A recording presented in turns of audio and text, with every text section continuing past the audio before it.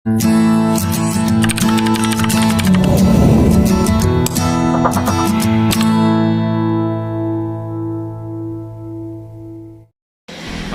araw, may gagawin tayo.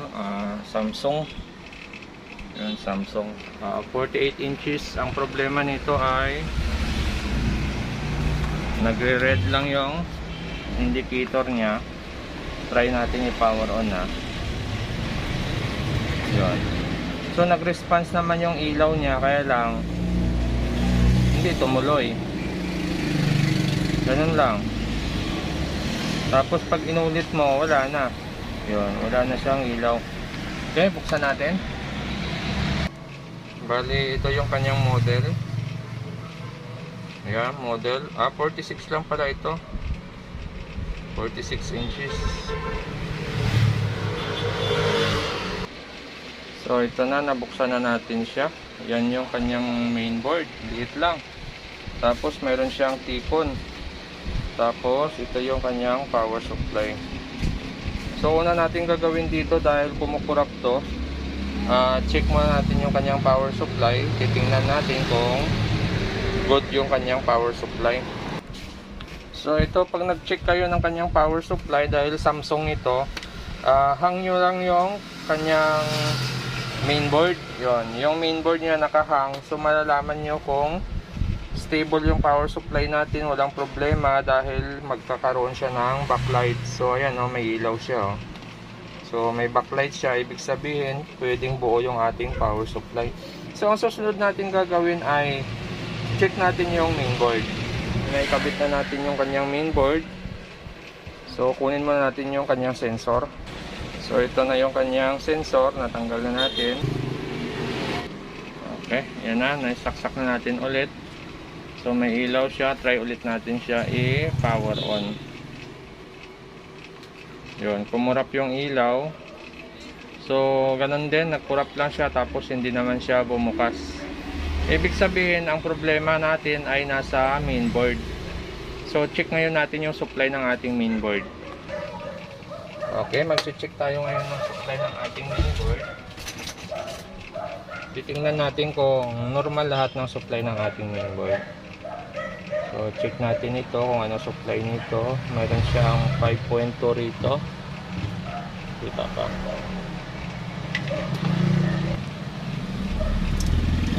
Dito mayroon siyang 5.2. Tapos dito naman sa kabila wala. Malamang ito ay grounding niya. So itong kabila, tingnan natin kung ano supply. May 12 siya doon. Tapos doon sa dulo, tingnan natin 12 din. So may supply siyang 5, 12. Okay, may supply siya, pasok yung supply niya. So check natin itong IC na to kung ano ang supply nito. Ito ay 3.3. Tingnan natin sa kabila, gitna. Ito ay 1.5. So supply niya 3.3, out niya 1.5. So pumasok siya dito sa mga kapasitor na ito. So pumasok siya dito 1.5, pasok doon sa supply. Sunod natin i-check ay yung ibang supply pa na maaring yan. Ito naman may supply siya dito 1.1. Ito kita ba? Lumalayo na ako. Yan. So dito mayroon siyang supply na 1.1. Dito mayroon siyang supply na 3.3. So pasok naman ang supply niya, no? 3.3, 1.1. Supply ng ating audio 12 volts. Okay, mayroon din siyang 12 doon. At mayroon pa ditong mga regulator sa baba. Yan.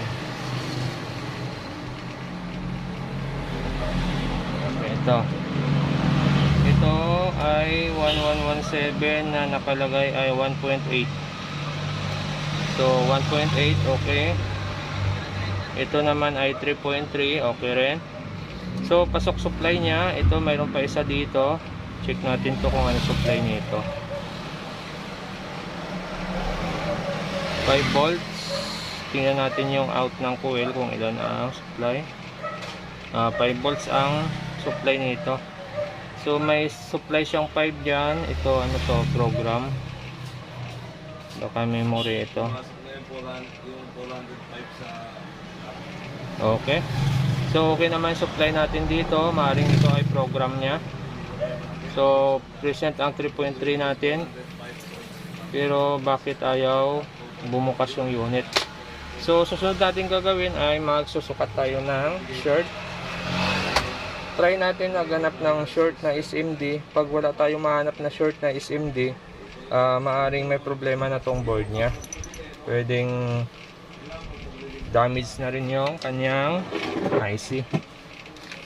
So try natin magsukat. Yan, umiilaw kasi antay lang natin mawala yung ilaw. Yan. So okay na, nawala na yung ilaw. Magsusukat na tayo ng short na SMD. Try natin kung may mahanap tayo.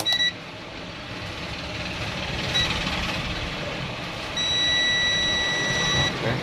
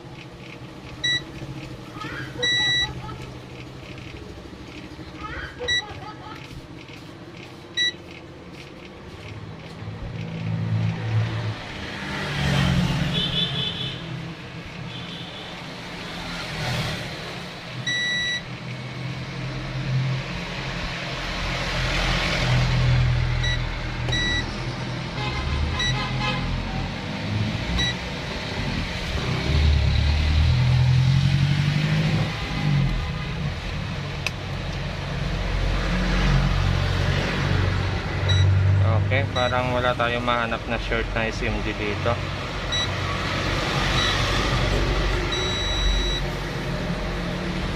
Okay, parang walang short.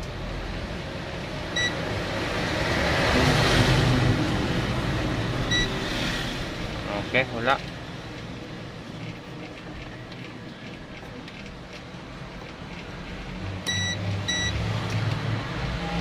Okay. So, wala tayong mahanap na short. Mahirap to. Okay, bali nakausap na natin yung may-ari. Tuloy daw natin, kukonvert na lang daw natin yung mainboard nya. Papalitan mainboard. So, wala tayong ganitong klaseng mainboard. I-convert natin sa Samsung din, pero ibang board na siya. Ito. So, ito yung ikakabit natin. Yun, dahil wala tayong kaparehas na board nito at hindi naman smart ito, so ito pwede na ito, kaya lang magbabago lang tayo ng butas. So si-set up ko lang siya. Bali kakabit ko lang yung mga switching nito sa power supply dahil iba yung kanyang socket nito. Yan o, iba siya. So magkaiba sila.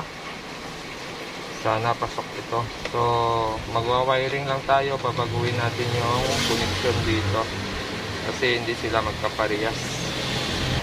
So ito na, malakas yung ulan sa labas kaya medyo maingay. So ang problema natin ngayon dito ay yung kanyang supply ay ayan no. Yan yung data ng mga pin niya. So 13 volts, 5 volts. Yan. So yung ipapalit natin na mainboard ay hindi ganyan yung kanyang data. So medyo tagilid ano. Yung ipapalit natin na mainboard ay ito yon. So ang data ng kanyang board ay yan lang.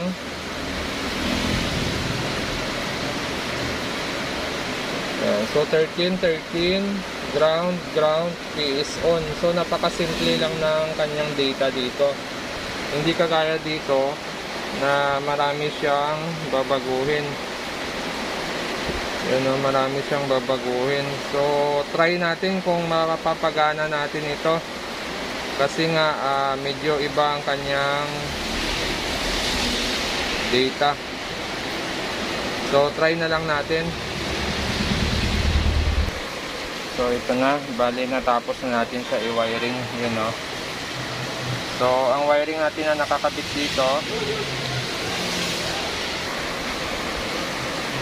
So, tuloy tayo. Bali, natapos na natin siya wiringan. Medyo mahirap yung ganitong setup. Yun. Okay, medyo malakas kasi yung ulan ngayon, kaya medyo maingay yung ating kapaligiran. So, ang board natin ay, ang supply na kailangan natin ay yan lang oh. So, 4 na 13, ground, backlight on, PS on, backlight drive, yung adjust nya, tapos ground. So, yan lang ang kailangan natin ikabit. Okay? Pero yung ating power supply ay napakita ko na rin sa inyo kanina, yung ating supply dito ay iba. Yun o. Mayroon siyang 13, mayroon siyang standby 5 volts. Yun. So, marami siyang pinagkaiba rito. Okay? So, dahil ang kailangan ng ating mainboard ay 4 na 13. So, ito yon 13 natin, 13 volts natin. Tapos, yung ground natin, ito yung ground. Tapos, yung tatlo na dito ay, isa dito yung power on, backlight on, or backlight adjust. So, yan lang ang connection natin. Tapos, bali 5 connection lang. Supply natin na 13 or 12. Tapos ground, tapos yung power on, adjust, saka backlight on. So, yun lang yung kinabit natin. Okay? O, tandaan na natin. So, pagdating dito sa ating original na power supply, ito pa rin kasi yung power supply na kinabit natin. Yung kanyang original. So, hindi tayo nagpalit ng power supply. So, makikita nyo dito, yung supply ng ating original na power supply ay mayroon siyang 13. Yon, B-amp. Ito hindi ko na ginamit. Ito ground kinuha natin. Itong 5 volts hindi na rin natin ginamit. So, ito kinuha natin dim. Tapos, itong eco on hindi natin kinuha. Itong backlight on kinuha natin. Tapos, yung ground na to kinuha din natin. Tapos, yung 5 volts na to hindi natin kinuha. Tapos, yung PS on, dito tayo kanina nagkaroon ng problema sa PS on. Kasi pag kinabit ko yung PS on na to, yung power supply natin na to ayaw magkaroon ng 13. Kasi yung unang supply niya ay 5. Kuha nyo ba? So dahil 5 ang standby nito, pag on ng mainboard, lalabas yung 13. Okay. So ang board kasi natin walang 5 volts. So, ang supply ng board natin ay 13. Kaya ang ginawa ko rito, yung PS on, hindi ko na kinabit. Bali, nakahang yung PS on natin. Sana. Ito. Yon. Ito ngayon yung ating PS on, power on sa ating main power supply. So, hindi ko na to kinabit. Kasi pag nakakabit to, hindi siya nagkakaroon ng 13. So, ngayon yung connection na lang natin ay yung 13, yung ground, saka yung backlight on, saka power, backlight dim.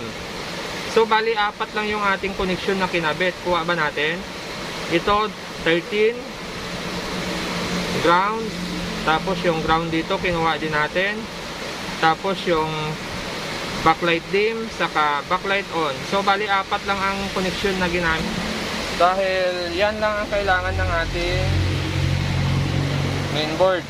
Yun lang ang gamit niyang supply. So, testing natin. Titingnan natin kung magpa-function ba yung operation ng mainboard pag gano'n ang ating connection. So, ito na yung unit natin. Ito na yung Samsung natin. Samsung na 46 pa yung kanina. So yan na, nakabitan na natin siya ng isang board dahil ang problema niyang board ay ito. So complete supply pero ayaw mag-on. Pag i-power on mo siya, kukurap lang yung ilaw pero ayaw naman magtuloy. So ginawa natin, nagpalit na tayo ng board, kaya lang wala tayong original na board na ganito. Kaya kinonvert din natin sa ibang board na Samsung din. So try ngayon natin kung operated yung ating remote. So operation naman yung remote natin sa kanyang sensor na ganitong klase. Ito yung original pa rin niya. So gumagana pa rin siya. Tapos try natin i-power on. So operated yung remote natin sa power off. Tapos wala din siyang backlight. So ibig sabihin nakapatay rin yung ating ilaw sa unit pag naka-off yung ating unit. Okay, so pasok na tayo doon. Ngayon gagawin natin ay try natin siya i-power on. Kita ba? Power on. Yon. So kumurap din yung ilaw natin. Ayan, may ilaw na siya at may display na. So pasok siya. Sa service mode naman, so pag may problema yung screen, kailangan natin pasukin yung service mode nito. Pero dahil hindi naman nagkaroon ng problema yung screen natin, pantay naman siya, kahit wala ng service mode, okay na siya. So sa sounds naman ay okay naman yung sounds natin. Pero ang service mode ng ganitong Samsung ay may na-upload na rin ako dun sa kabila kong channel, pero try natin dito. Info, menu, mute, power. Yon, ganun ang kanyang service. Pero dapat yung unit natin ay naka-off, standby. So standby natin. Yon. Yan.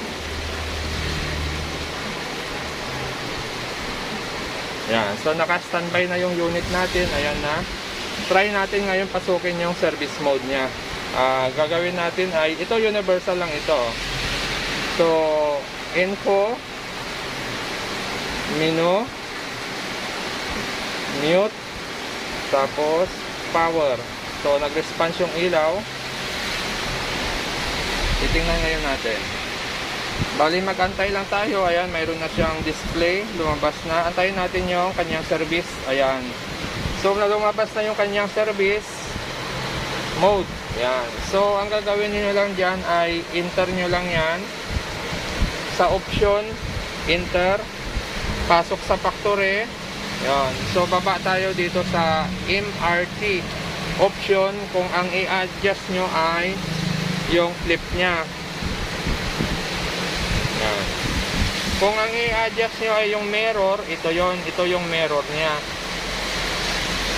Ayan. So bahala na kayo kung ano gusto nyong i-adjust, pero naituro ko na rin sa inyo yung kanyang service mode. So ganun lang, off ulit natin. Yon. So lakas ng ulan ngayon, no? Yan, no? Lakas ng ulan.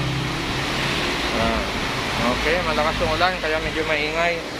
So gagawin natin dito susunod ay ilalabas natin tong mga input, output nito, ilalabas natin. So magpuputas tayo sa cover nito. So okay na, na-set up na natin yung mga butas. So ito na yung mga bago niyang butas. Ayan, no? So nalagyan na natin ng mga butas-butas. Hindi lang kagandahan pero pwede na siya. So ganun lang. Okay, kaysa maghanap pa tayo ng original na mainboard, medyo mahirap ang biyahe ngayon, malabo tayo makalawas. Kaya ganito na lang yung ginawa ko.